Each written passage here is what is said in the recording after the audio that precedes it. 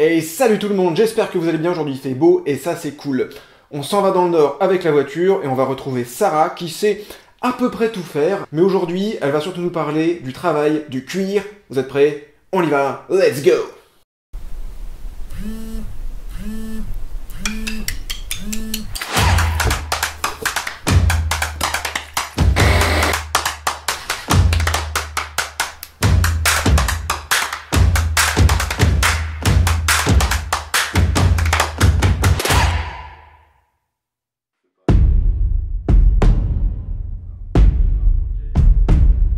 Interview. Bonjour Saria. Bonjour. J'en démarre, ça fait 3 fois que je te dis bonjour maintenant. Merci de nous accueillir chez toi. Alors l'artisanat, c'est pas ton métier? Non. Quel est ton métier actuel?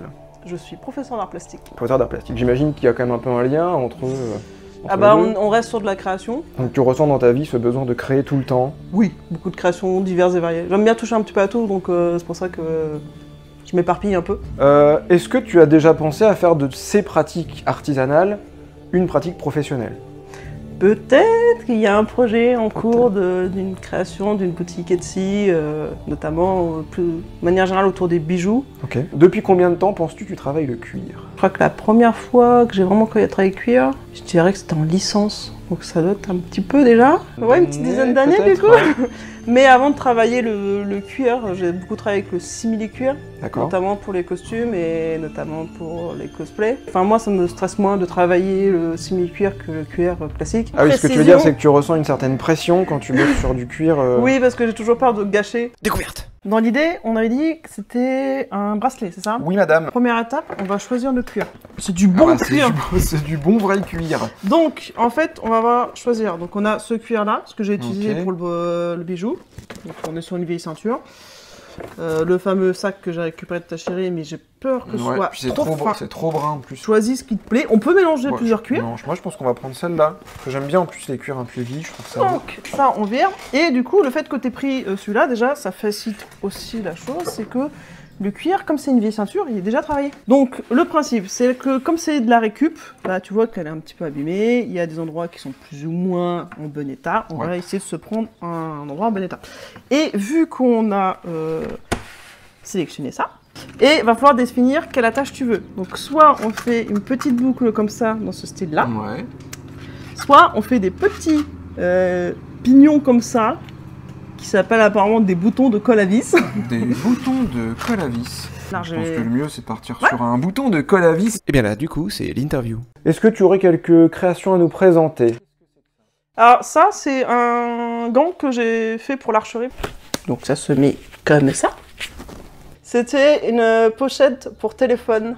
Alors, il y a déjà une chose qu'on voit, une évolution, c'est que là, à l'époque, sur le bord, je ne faisais absolument rien. Par exemple, si on regarde sur, par exemple, la petite bague en cuir que j'ai sur moi, on va commencer à voir que déjà, en fait, je viens mettre de la cire d'abeille. Oui, c'est déjà bien plus fini, ça se voit de toute façon. Je viens mettre de la cire d'abeille, ce qui fait que les bords vont être plus lisses, plus jolis, et la cuir, je vais pouvoir le rendre un peu plus rigide aussi. D'accord.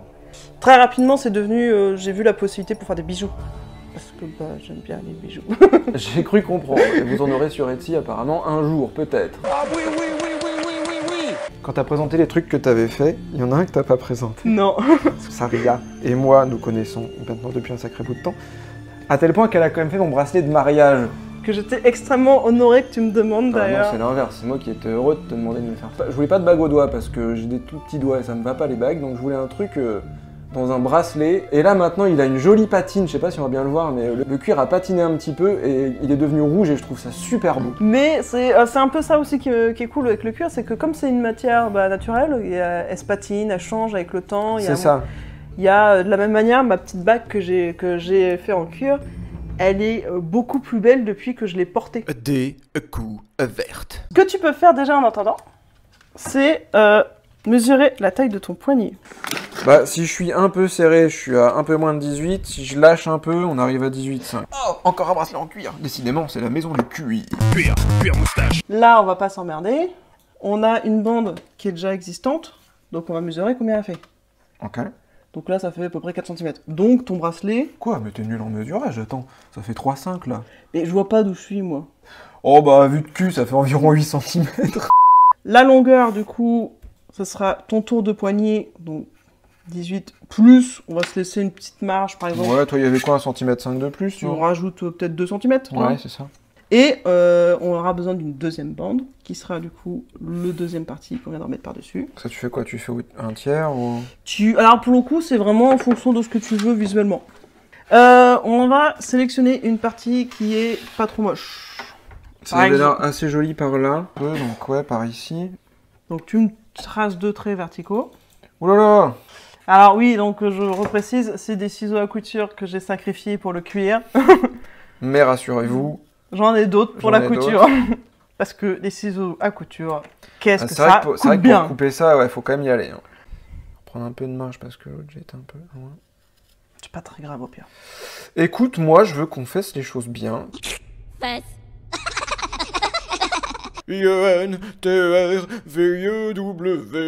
Qu'est-ce qui te fait kiffer vraiment dans cette pratique-là? Pourquoi est-ce que ça t'intéresse autant? Eh ben en fait, ce qui me plaît bien aussi, c'est la variété de ce que je peux faire. Donc là, rien que dans ce que j'ai présenté, j'ai présenté 2 bijoux, un accessoire pour l'archerie, une pochette de téléphone. Je parlais aussi du fait que j'ai commencé avec le simili-cuir. Avec le simili-cuir, j'ai fait un corset pour un costume de pirate. C'était mon premier corset d'ailleurs, donc avec des baleines et tout, enfin bref, Alors qu'est-ce qui te reste à apprendre dans le travail du cuir? Beaucoup de choses, parce qu'en vrai je travaille le cuir, mais c'est vraiment parce que je touche à tout. Donc si le niveau maître du cuir c'est 100, toi t'es niveau combien là? Ah mais je suis novice moi, clairement je suis novice. Ouais, c'est toi qui dis ça, d'accord. Je tâtonne, il y a beaucoup de choses que j'ai appris par moi-même, donc forcément je tâtonne. Comme je disais au début, le fait maintenant que je mette de la cire d'abeille, au final, c'est assez récent comme pratique. Et ça faisait peut-être déjà 5 ans que je faisais des trucs en cuir. Tu saurais nous présenter un petit peu les outils qui sont nécessaires pour commencer à travailler les cuirs? Moi, je fais un peu avec les moyens du bord. Vraiment, c'est une pratique en tant qu'amateur. Ouais. Clairement, j'ai une pratique amateur et je fais avec ce que j'ai sous la main. Donc, c'est-à-dire que pour couper le cuir, je vais pas m'embêter, je prends des ciseaux. Ok. En vrai, déjà avec une aiguille, des ciseaux et un peu de cire d'abeille, ça dépend ce que tu veux faire avec. Et quelques matériaux de mercerie, de couture, tu peux faire déjà pas mal de choses. Découverte! Ah bah attention, moi je suis pas efficace comme vous. Hein. Pour ça que je voulais faire ces vidéos, pour montrer aux gens qu'il y a aussi des gens, comme moi, qui sont des gros nuls. Nuls! que quand on leur fait faire quelque chose, et ben déjà c'est raté, et en plus, ils mettent vachement de temps à le faire. Avant de faire la suite, on va préparer du coup le bitonio. Non, du coup, là où t'as coupé... Ah, on va poncer. C'est moche. Oui, alors excuse-moi d'avoir mal coupé. Non, c'est pas ce que je dis, c'est juste que comme c'est coupé, du coup c'est pas très beau. Et tu ponces un petit peu, juste pour que ce soit beau.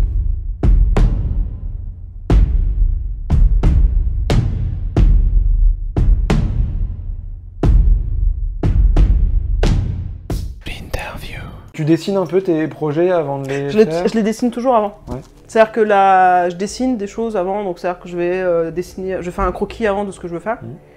Ou alors je vais voir un truc sur internet, je me dis oh c'est sympa ça, je vais faire un équivalent pour moi parce qu'en fait là je l'avais vu mais en version chat je crois.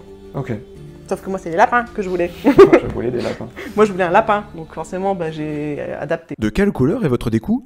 Elle est verte? Quoi? C'est la découverte! On va ressortir le pinceau du sacrifice. Ah! J'ai tout poussé sur le côté. Le pinceau du sacrifice. Je te laisse deviner pourquoi. Hein. Ah, parce qu'il a été sacrifié là. Et donc j'en mets pas beaucoup, tu m'avais dit tout à l'heure, c'est ça? Tu plonges, tu vas voir, et en fait tu viens étaler sur les bords qu'il y a besoin. Donc juste l'angle là où tu as coupé en fait. Et s'il y en a trop... et puis ça ressèche tout de suite en plus. S'il y en a de trop, c'est pas grave. Et tu vas venir frotter avec ton doigt. Ah ouais? Enfin moi je fais ça avec le doigt parce que je trouve ça plus facile à étaler. Et tu vas voir en fait, le surplus va naturellement partir.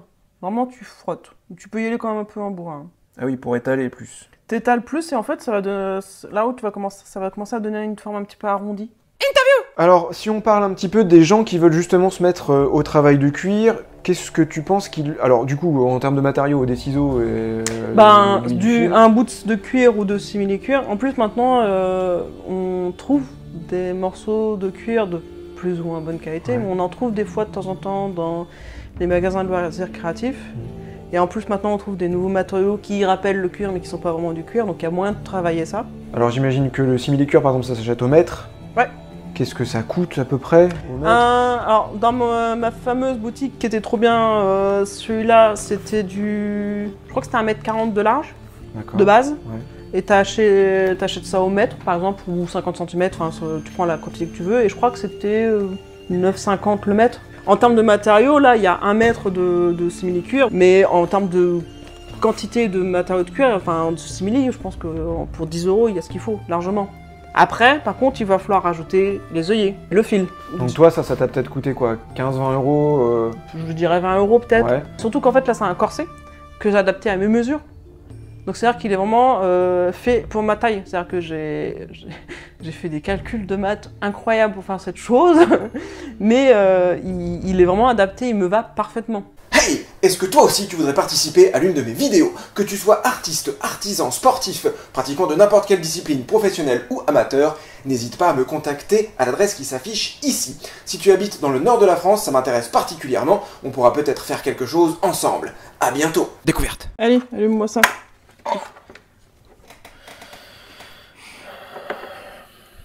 Roi du feu Il était temps que quelqu'un prenne enfin conscience de mon potentiel. J'ai raté ma blague. Oh le nul. Nul. Donc l'idée ici, Ok. c'est qu'on va venir enlever le surplus. Donc tu vas juste venir le mettre au bord de la flamme. Tu le Ouais, mets je pas vais faire des conneries là. tu le mets pas directement sur la flamme. Je sens la connerie venir. Et l'idée, tu vas voir, c'est... Tu veux que je te montre la première fois, peut-être? Ouais, un côté vas-y, fais un côté. Et en fait, tu vois... Toi, ça change de couleur. Ah, c'est trop stylé. Pas trop besoin, alors on va peut-être y aller C'est pour ça, vraiment, tu vas au bord de la flamme. Parce que là, on n'a pas une grosse flamme, c'est pas très grave. Ouais, ça reprend vite quand même. Hein. Ah bah là c'est de nouveau l'interview. Est-ce qu'on peut conseiller aux gens, peut-être, parce que effectivement le vrai cuir, ça doit coûter quand même très cher à l'achat. Ça dépend maintenant, on en trouve à moins cher. Bah, avec Internet, on trouve de tout. Après, ce sera pas forcément tout de très bonne qualité. Ouais. Donc, soit on a des bonnes occasions comme ça, soit faut acheter sur Internet. Ou alors, je sais aussi que y a des astuces, c'est on va chez des fabricants de meubles et on peut leur... Des fois, ils vendent des chutes de cuir ou ils D'accord. donnent des chutes de cuir. De la même manière, sur le Bon Coin, des fois, quand on regarde, ils donnent des chutes de cuir. Après, il y a aussi de la récup. J'ai du cuir que j'ai des choses, c'est des... Donc là, je parlais d'une vieille ceinture de mon père, donc là, je vais avoir un cuir épais. J'ai du cuir, c'est un ancien sac. Quand on vit de grenier, il doit y avoir des gens qui revendent des vieilles vestes ou des vieilles chaussures à pas trop cher.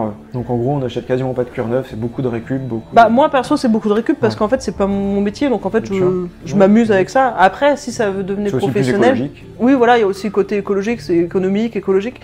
Et si ça devenait être plus professionnel, peut-être que là j'achèterais des choses plus, on va dire, avec le chemin plus classique. Mais là en fait pour ma pratique perso, c'est largement suffisant. Oui bah si c'est plus interview que c'est découverte. Hein, Donc là on a notre base de prête. Ok.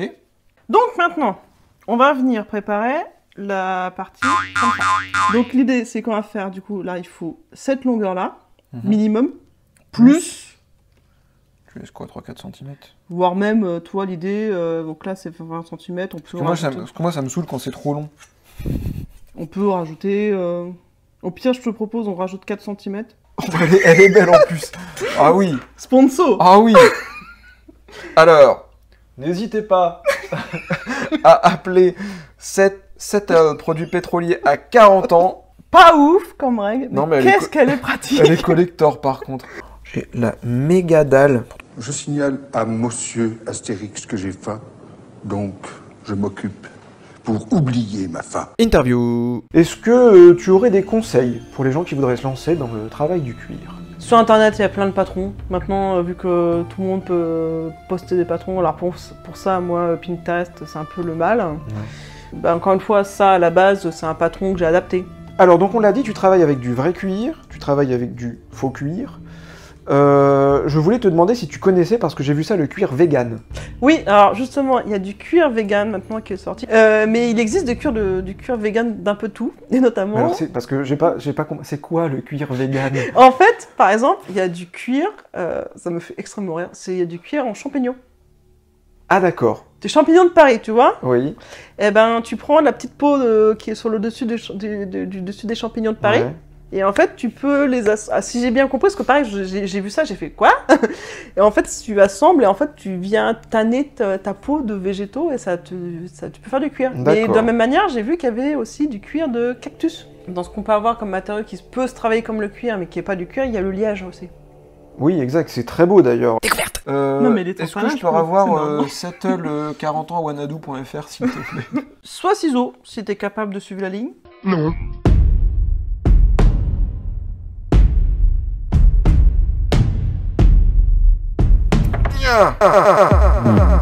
Ou alors, t'as une autre solution, c'est qu'on l'attache de manière un petit peu plus bizarre, c'est qu'on l'attache comme ça, et en fait, quand tu le mettras, ça fera un sort de serpentin comme ça. Et comme ça viendra se mettre comme ça. Ah, c'est plus joli comme ça, je trouve. On va mettre celui-là visible parce qu'il est un peu plus arrondi, je trouve. Donc là, en fait, ce que tu vas venir faire, tu vas venir poncer ici pour qu'il soit un peu moins épais. Mais genre vraiment, tu attaques doucement comme ça. Pour affiner le... Voilà, on va juste affiner cette partie-là, ce qui va éviter de notre épaisseur trop après. Donc un peu à plat sur le bord, comme ça. Tu peux même y aller un petit peu plus loin, parce que voilà.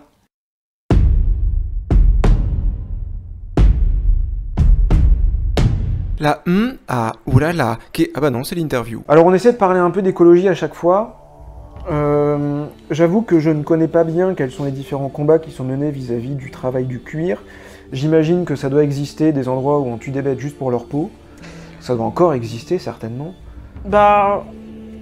là-dessus, je suis pas très au courant, parce qu'en fait, moi, mon impact au niveau de ça, c'est que je vais essayer de pas forcément prendre que du vrai cuir. Ouais. Alors, il y a des raisons économiques, mais il y a aussi, par exemple, si c'est pour un costume, est-ce que c'est vraiment nécessaire que ce soit du vrai cuir? Ouais, c'est ça, effectivement. Peut-être pas. Je reprends l'exemple de ça. Est-ce que ça a besoin d'être en cuir vraiment? Ouais. Je pense pas. Découverte. Donc on y va juste à la main, tu tapes ou t'appuies? Alors, je pense que comme ça a des gouges qui coupent bien, si tu appuies doucement vers le haut, ça devrait le faire. Tu devrais avoir assez de force. Non. Le cuir me résiste. Oups là, pardon. Peut-être un peu trop de coups là. Je crois que j'y suis presque. Non. Eh ben, si on m'avait dit que c'était un sacré projet de couper du cuir. Donc là, tu as ta deuxième bande de cuir. Yes, ma'am. L'étape d'après? Étape d'après... On l'a déjà fait tout à l'heure. Remettre de la cire. Oui.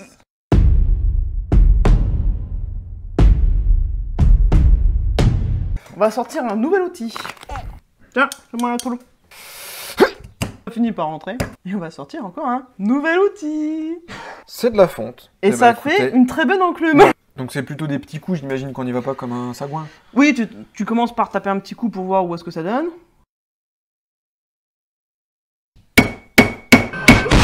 Toi, du coup, t'as ton rivet qui est attaché. Ah bah là, je pense que c'est bien attaché. Hein. Oui, mais moi je préfère l'interview. Bah voilà, tiens. Merde. Donc, Donc, pourquoi tu m'embêter? l'utilises, soit quand t'as besoin de solidité, c'est le cas avec ton gant. Donc là, pour ici l'archerie. par exemple l'archerie, parce que là il y a une question de solidité, là il y a la flèche qui va venir frotter plusieurs fois, il faut que ce soit solide. Et je sais que pendant un moment, il y avait un gros reproche, c'est que la manière de tanner le cuir, ça utilisait des produits chimiques, donc c'était pas bon. Ok. Maintenant, je sais qu'il y a beaucoup de tannage à base de ce qu'on appelle le tannage ou le végétal en fait. Et puis de mon côté, je vais faire de la récup. C'est ça, donc toi, ta manière écologique de traiter le cuir, c'est de réutiliser au maximum ce que t'as déjà, de récupérer partout où tu peux sans forcément acheter du neuf. Découverte.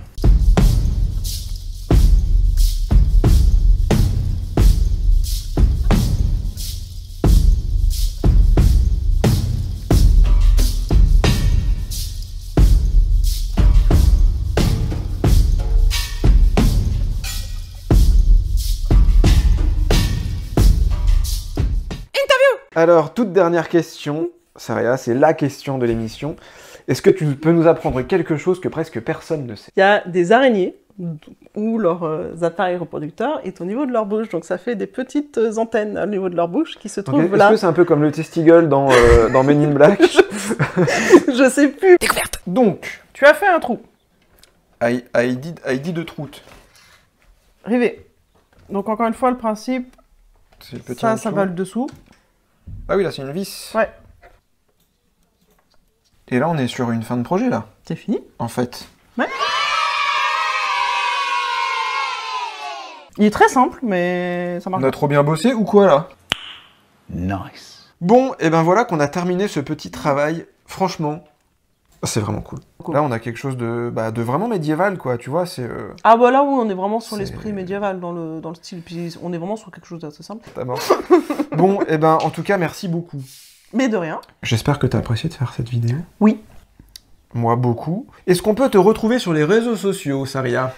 Oui, sur Instagram et Twitter. Vous abonnez aussi au TikTok, Insta, YouTube, le Dame du CDI, comme ça tout le monde est content. Et puis, ben, on se retrouve à la prochaine vidéo. Je ne sais pas si je serai sous l'eau, sur un karting, sur Mars ou dans un ordinateur. Ah, dans l'ordinateur. Dans un ordinateur géant, pourquoi pas. Ce qui est certain, c'est qu'on se retrouve bientôt pour de nouvelles aventures. Salut Saria. Salut.